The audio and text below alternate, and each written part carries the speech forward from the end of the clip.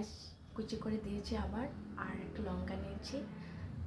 আমি সকাল সকাল এই ব্রেকফাস্টে এই চানা সিদ্ধটা খাই, বডির জন্য অনেক হেলথ হবে আর শরীরে শক্তি আসবে, এই জন্য আমি চানা সিদ্ধটা খাচ্ছি।